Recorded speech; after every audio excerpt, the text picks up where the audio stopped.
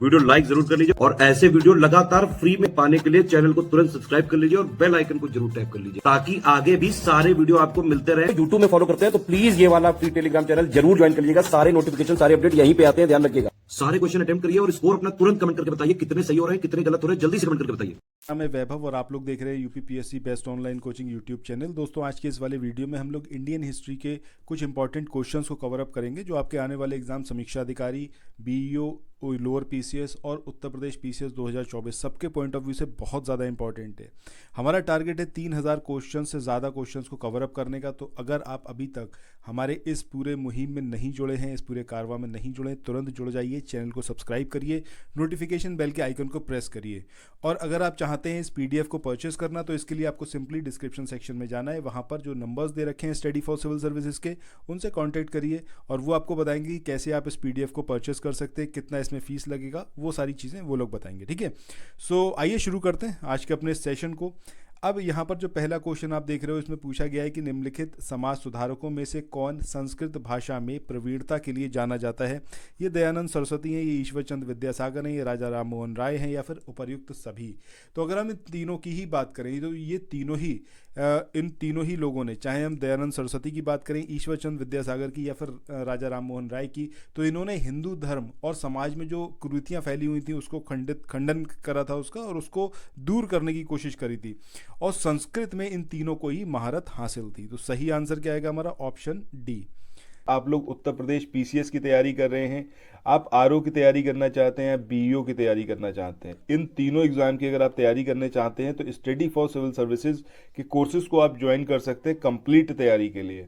ये one stop destination है, यहाँ पर आपको सब कुछ मिलेगा जिसमें स्टडी मटेरियल रहेगा, टेस्ट सीरीज रहेंगी, पेड क्विज रहेंगी, सब कुछ आपको एक ही जगह पर मिलेगा।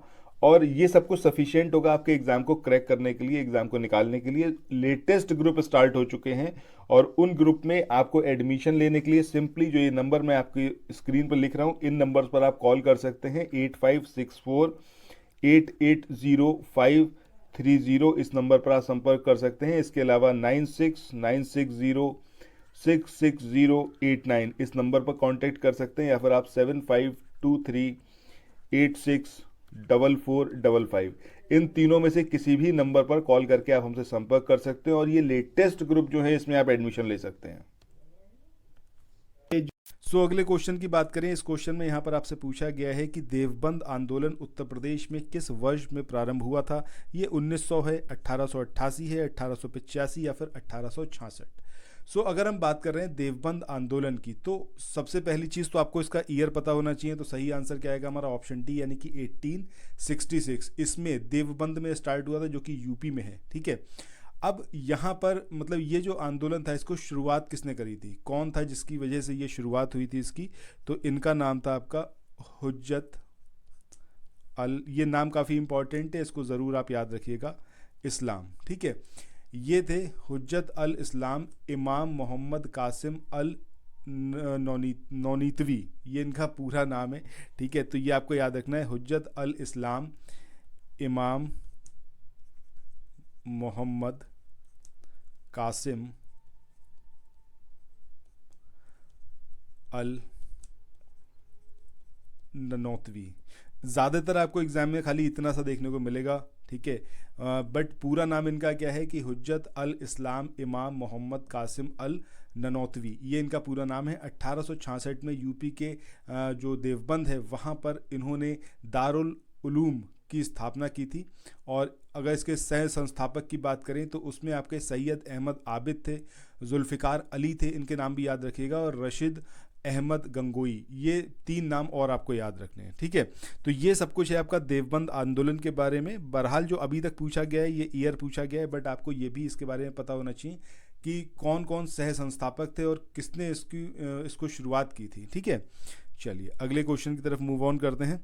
इस क्वेश्चन में यहाँ पर पूछा गया है आपसे 1924 का जो बंगाल का तारकेश्वर आंदोलन था, वो किसके विरुद्ध था? वो मंदिरों में भ्रष्टाचार के अगेंस्ट था, वो हिंसा के अगेंस्ट था, वो राजनीतिक नेताओं की गिरफ्तारी से रिलेटेड था, या फिर वो सांप्रदायिकता से रिलेटेड था? तो सही आंसर क्या आएगा कि मंदिरों में जो भ्रष्टाचार था उसके अगेंस्ट ये आंदोलन शुरू हुआ था 1924 में बंगाल के तारकेश्वर शिव मंदिर में। ठीक है, वहाँ पर बहुत ज़्यादा जो वहाँ का महंत था वो भ्रष्ट था और उसी के विरुद्ध ये पूरा आंदोलन चला था। इस महंत पर एक स्त्री के साथ अवैध संबंध बनाने और मंदिर के जो पैसा था मंदिर का उसके दुरुपयोग के गंभीर आरोप इसके ऊपर थे। ठीक है, सो ये तारकेश्वर आंदोलन, तारकेश्वर शिव मंदिर बंगाल का 1924 में वहाँ का जो महंत था उसके अगेंस्ट शुरू किया गया आंदोलन था। चलिए अगले क्वेश्चन पे चलते हैं। अगला क्वेश्चन यहाँ पर है कि दुबला हाली पद्धति ये किससे रिलेटेड थी? बंधुआ मजदूर से, किसानों के शोषण से, छुआछूत से या फिर अशिक्षा से? तो सही आंसर क्या आएगा हमारा? ऑप्शन ए यानी कि बंधुआ मजदूर से ये रिलेटेड थे आपके दुबला हाली पद्धति। इस क्वेश्चन की बात करें, यहाँ पर पूछा गया है कि निम्नलिखित में से कौन इंडियन एसोसिएशन का संस्थापक था? ये बिपिन चंद्र पाल थे, ये दादा भाई नौरोजी थे, या फिर ये गोपाल कृष्ण गोखले थे, या फिर ये एस.एन. बनर्जी थे? तो सही आंसर क्या आएगा हमारा? सुरेंद्र नाथ बनर्जी यानी कि एस.एन. बनर्जी। इन्होंने जो है इंडियन एसोसिएशन को स्थापित किया था।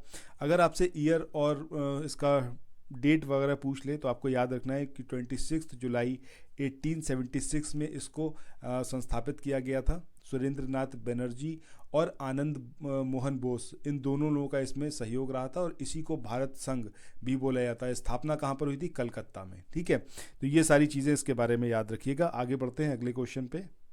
अगले क्वेश्चन की बात करें, यहाँ पर पूछा गया है सुरेंद्र नाथ बनर्जी द्वारा स्थापित उस संगठन का नाम बतलाइए जिसका 1886 में इंडियन नेशनल कांग्रेस में विलय हो गया है। अब ये ईस्ट इंडिया एसोसिएशन है, लंदन इंडिया सोसाइटी है, ये इंडियन एसोसिएशन है, या फिर ये आपका इंडियन नेशनल कॉन्फ्रेंस है?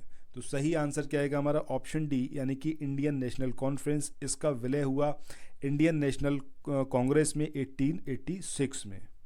अगले क्वेश्चन की बात करें, यहाँ पर पूछा गया है कि निम्नलिखित में से कौन 1885 में स्थापित बम्बई प्रेसिडेंसी एसोसिएशन के संस्थापकों में से एक था? अब ये फिरोज शाह मेहता हैं, ये पी आनंद चार्लू हैं, ये एम.वी. राघव चेरियार हैं, या फिर ये एस.एन. बनर्जी हैं? तो सही आंसर क्या आएगा हमारा? ऑप्शन ए यानी कि फिरोज शाह मेहता। 1885 में जो ये आपका बम्बई प्रेसिडेंसी एसोसिएशन इसको स्थापित करा गया, उसमें फिरोज शाह मेहता, बदरुद्दीन तैयब जी, इसके अलावा के.टी. तेलंग, इन तीनों का इसमें योगदान रहा था। उसके बाद बम्बई प्रेसिडेंसी एसोसिएशन की स्थापना हुई थी। पर्पस क्या था? कि लोगों को जो राजनीतिक विचार हैं उससे अवगत कराया जाए, उसका प्रचार प्रसार कराया जाए लोगों में। ठीक है, चलो आगे बढ़ते हैं अगले क्वेश्चन पे। अगले क्वेश्चन में यहाँ पर पूछा गया है कि निम्न में से कौन सुमेलित नहीं है? ठीक है, नीचे एक कोड दिया हुआ, उसकी हेल्प से यहाँ पर देखना है। सबसे पहले हम बात करें ब्रिटिश इंडिया सोसाइटी की। इसको कब इस्टेब्लिश करा गया था? 1839 में। कहाँ पर किया गया था? लंदन में। ठीक है, सो हमें यहाँ पर बताना है कौन सा सुमेलित नहीं है। तो पहला तो यहाँ पर सुमेलित है, तो ये तो हमारे ऑप्शन में मतलब आंसर में होगा नहीं। दूसरा है आपका east India association. East India association की बात करें तो ये 1866 में गठित की गई थी। अब ये कोलकाता नहीं है, ये आपका लंदन है। ठीक है, दादा भाई नौरोजी ने इसको इस्टेब्लिश किया था। इसके बाद नेशनल इंडिया एसोसिएशन की बात करें तो नेशनल इंडिया एसोसिएशन जो है ये 1870-71 के आसपास, और ये भी आपका लंदन में इस्टेब्लिश किया गया था। तो ये भी यहाँ पर सही है, तो हमारे आंसर में ये भी नहीं होगा। अच्छा, ये वाला हमारे आंसर में होगा, सेकंड वाला, बिकॉज ये आपका लंदन में इस्टेब्लिश करा गया था, कोलकाता में नहीं करा गया था। इसके बाद इंडियन एसोसिएशन की बात करें तो 1876 अभी हमने देखा था सुरेंद्र नाथ बनर्जी और आनंद मोहन बोस, इनके प्रयासों से इसको गठित करा गया था और कलकत्ता में करा गया था, ना कि बम्बई में। तो ये भी यहाँ पर इनकरेक्ट है, तो ये भी हमारा आंसर होगा। सो हमारा जो कोड होगा वो क्या होगा? Second and fourth. ठीक है, चलो आगे बढ़ते हैं नेक्स्ट क्वेश्चन पे। इस क्वेश्चन में यहाँ पर आपसे पूछा गया है कि निम्नलिखित संस्थाओं पर विचार कीजिए। अब इसमें आपको बंग भाषा प्रकाशिक सभा दी हुई है, इसके अलावा आपका लैंड होल्डर्स सोसाइटी दी हुई है, बंगाल ब्रिटिश इंडिया सोसाइटी दी हुई है और इंडियन लीग दी हुई है। ठीक है, अब यहाँ पर कह रहा है कि आपको इनको जो इनके स्थापना वर्ष थे उसके अकॉर्डिंग इनको अरेंज करना है। तो सबसे पहली चीज़ आपको इनका ईयर पता होना चाहिए। तो बंग भाषा प्रकाशिक सभा की बात करें 1836। ठीक है, लैंड होल्डर सोसाइटी की बात करें 1838, बंगाल ब्रिटिश इंडिया सोसाइटी की बात करें 1843 और इंडियन लीग की बात करें तो 1875। तो जो हमारा कोड बन के आएगा वो क्या आएगा? सबसे पहले तो आपका पहले वाला ही आएगा, फिर सेकंड आएगा, फिर थर्ड आएगा और फिर फोर्थ आएगा। मतलब 1 2 3 4 ये हमारा यहाँ पर कोड होगा, ठीक है। सो लेट्स सी कि आंसर कौन सा है। ऑप्शन ए यहाँ पर हमारा आंसर रहेगा।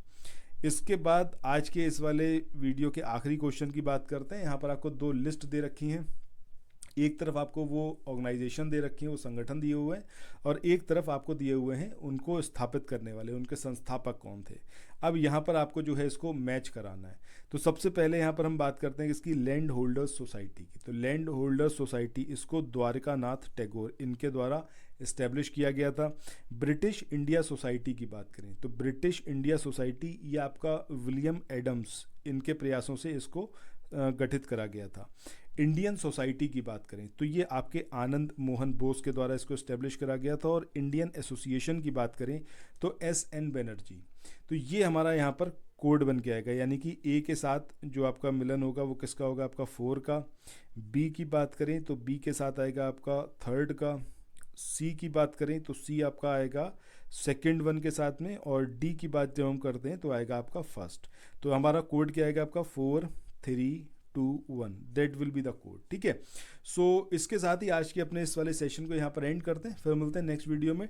टिल देन आप लोग जो प्लेलिस्ट है, प्लेलिस्ट में जाइएगा, प्रीवियस वीडियोस दिए हुए हैं उनको देखिए प्रॉपरली और अपने माइक्रो नोट्स बना लीजिए। अदरवाइज अगर आप इस पीडीएफ को चाहते हैं, जो जैसा मैंने आपको स्टार्टिंग में ही बोला था कि आप इस पीडीएफ को परचेज कर सकते हैं, आपको just study for civil services के जो ऑफिशियल नंबर्स हैं उस पर कॉल करना है और वो आपको बताएंगे कि कैसे आप परचेज कर सकते हैं। तो फिर मिलते हैं नेक्स्ट वीडियो में। Till then thank you so much, have a nice day, bye bye.